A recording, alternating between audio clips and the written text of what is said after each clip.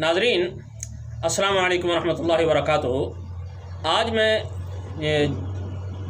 जो नुस्खा आपकी खिदमत में पेश करना चाहता हूँ, आपके गोश गुजारना चाहता हूँ, उसका नाम मुक़व्वी हलवा रखा गया है। ये हलवा माजून की तरह का एक हलवा होता है, माजून की शक्ल का ये एक हलवा होता है और मिजाज के लिहाज से ये ठंडा होता है और गर्मी की जो जितनी भी अमराज हैं उनमें ये ज़बरदस्त काम करने वाला है। मुक़व्वी असरात का हामिल होता है। इसके फ़वाइद मैं आपको बाद में बताऊंगा। पहले आप नुस्खे के अज्जा सुन लें और उसके बनाने का तरीका सुन लें। ये मैदा गंदम का जो मैदा होता है ना, मैदा गंदम, ये आपने लेना है 50 ग्राम और मगज़े कद्दू, मगज़े तरबूज और गोंद की कर ये आपने लेना है 10-10 ग्राम और देसी घी 1 पाव, चीनी भी 1 पाव। ये नुस्खे के अज्जा मुकम्मल हो गए। अब आप ये सुने कि ये इसको बनाना किस तरह है।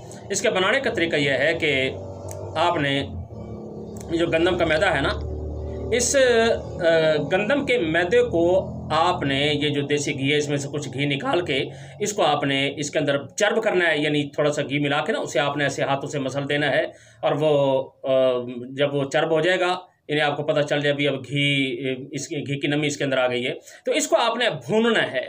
कढ़ाई में डाल के ना थोड़ा थोड़ा आपने इसको भूनना है। जब इसमें से खुशबू आने लग जाए तो समझ लें ये भुन गया है। भुनने की खुशबू होती है। औरतें ये काम बड़ी आसानी से कर लेती हैं, उनका ये काम होता है, वो भूनती रहती हैं इस किस्म की चीज़ें, जैसे सूजी भूनना होता है या गंदम भूननी होती है। तो दूसरे नंबर पे आपने ये करना है कि जो गोंद कीकर है, ये 10 ग्राम गोंद कीकर है, सो थोड़ी सी गोंद कीकर होगी ये। इसमें भी आपने बिल्कुल थोड़ा सा ना आपने घी मिलाना है और घी मिलाने के पहले इसको आपने बारीक कर लेना है, कूट के गोंद कीकर को थोड़ा सा घी मिलाना है। घी मिलाने के बाद आपने इसको भी आपने तवे के ऊपर रख के या उसी कढ़ाई के अंदर रख के आपने इसी तरह घुमाते रहना है और इसको भी आपने बिरिया कर लेना है। ये पिसी हुई होगी, ये ज़रा फूल कर फिर मोटी हो जाएगी, यानी जितनी बारीक होगी उससे थोड़ी मोटी हो जाए तो समझ लें ये चर्ब हो गई है या ये बिरिया हो गई है।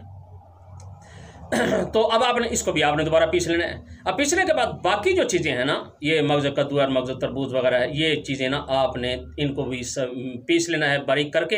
इन तमाम चीज़ों को आपने यकजा कर लेना है और यकजा कर लेने के बाद अब आपने ऐसा करना है कि इनके अंदर ना देसी घी जो बाकी बचा हुआ है ना वो सारा का सारा डाल देना है। अब डालने के बाद दोबारा इसे कढ़ाई में डालेंगे, इसे आप थोड़ा थोड़ा हल्का हल्का और भूनेंगे, मज़ीद इसको भूनेंगे। अब जब ये भुन जाए तो अब आपने ऐसा करना है कि जो चीनी है, चीनी के अंदर ना 1 कप ये पानी, यानी आध पाव पानी होना चाहिए। ये आध पाव पानी मिलाकर ना चीनी के अंदर इसकी आपने गाढ़ी सी चाशनी तैयार कर लेनी है, जिसे हम शीरा भी कहते हैं, जिसे हम शरबत भी कहते हैं। इसी तरह ये जब चाशनी तैयार हो जाए तो जो मुरक्कब आपने बना के रखा ना मैदा वाला और ये मगजियात और गोंद कीकर वाला, ये सारा के सारा आपने इस शीरे के अंदर डाल लेना है और इसे आपने थोड़ी देर पकाना है। पकाने के बाद आप इसे नीचे उतार कर रख लेंगे।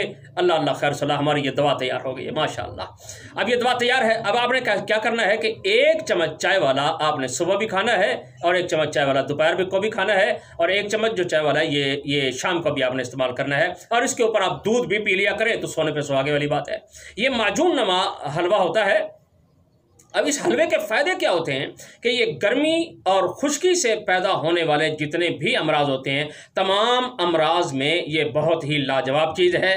सोजिश से पैदा होने वाली जो खांसी है या नज़ला है या बलगम है, इसके लिए ये बड़ी ज़बरदस्त चीज़ होती है। इसका रंग बलगम का पीला होगा। अच्छा, बाज़ लोग पूछते हैं जी हमें क्या पता कि ये सोजिश से ये नज़ला हो रहा है या किस वजह से हो रहा है। तो मैं आपको ये बता रहा हूँ कि जब भी बलगम का रंग पीला हो जाता है और वो पीली और मोटी खारिज होती है तो ये सोजिशी बलगम कहा जाता है। इसी तरह खांसी, जिसमें ये खांसते हुए ये जो नरखरा होता है ये दुखने लगता है और इसमें पीले रंग की बलगम खारिज होती है, तो ये सोजिशी खांसी होती है, ये गर्मी की वजह से पैदा होती है। तो ऐसी खांसी हो या ऐसा नज़ला हो तो एक ही दिन के अंदर ना वाज़ेह फ़र्क और इफाका हो जाता है। बहुत बेहतरीन और लाजवाब चीज़ है। लेकिन शर्त यह है कि आप ऐसा ना हो कि आप ये भी खाते रहें और फिर गर्म चीज़ें में साथ खाते रहें। अब बाद लोग कहते हैं जी हकीम साहब ने तो ऐसे झूठ बोल दिया कि 1 दिन में फ़ायदा हो जाता है, 1 दिन में तो नहीं, वो 3-4 दिन में जाके होता है। अगर आप गर्म चीज़ों से परहेज़ रखें, गर्म चीज़ कोई आपके पेट में ना जाए और आप ठंडी चीज़ें इस्तेमाल करें, मसलन दूध है, दूध की लस्सी है, इस किस्म की चीज़ें हैं। खाने में भी कद्दू, टिंडा, अरबी, भिंडी वगैरह इस किस्म की चीज़ें आप खाएँ। और जो गर्म चीज़ें होते हैं, गोश्त है, बैंगन, सुहांजना, साग, पालक, मेथी वगैरह अगर ना खाएं तो एक ही दिन के अंदर ये बहुत ही ज़बरदस्त फ़ायदा देने वाली होती है। इसी तरह मैदा और जो अंदर आंतें होती हैं उनको ऊपर जो सोजिश आ जाती है गर्मी की वजह से, तो ये इस सोजिश को ख़त्म करने में भी ये लाजवाब चीज़ है।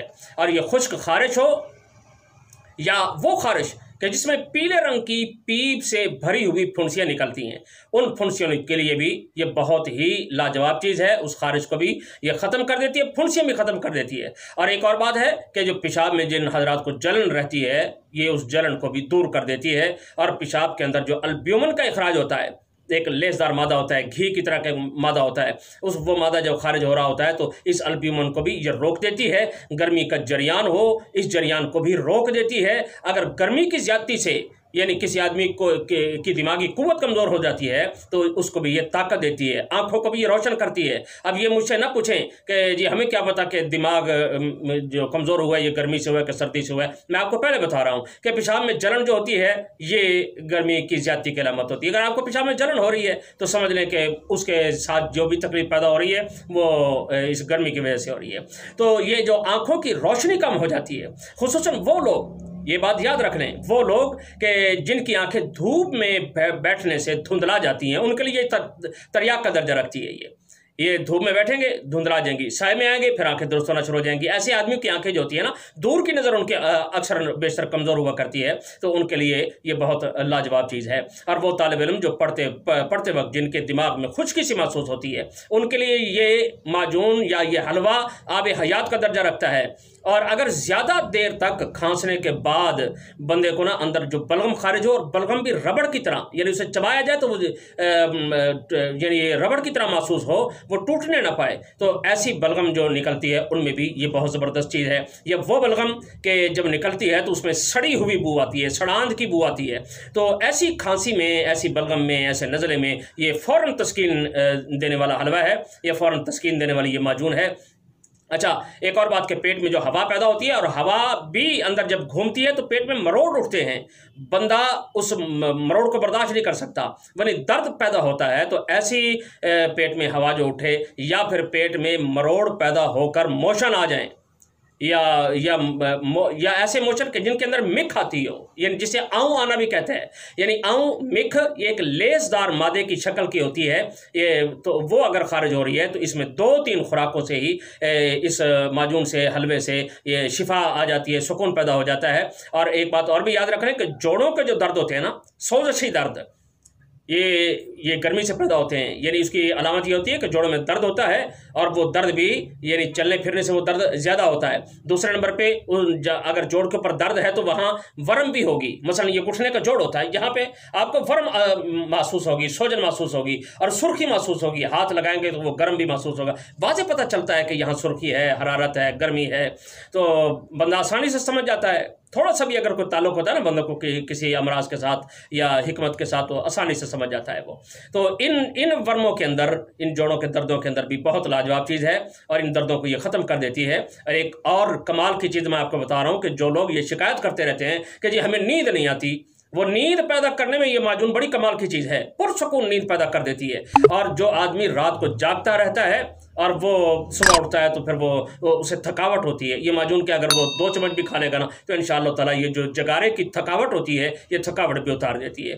بس میں اپنی معروضات کو یہ ختم کرتا ہوں۔ اللہ تعالیٰ مجھے بھی، آپ کو بھی، اور تمام امت مسلمہ کو شفا کاملہ عاجلہ مستقلہ مستمرہ عطا فرمائے، آمین ثم آمین۔ آخر دعوانا الحمدللہ رب العالمین۔ السلام علیکم ورحمۃ اللہ وبرکاتہ۔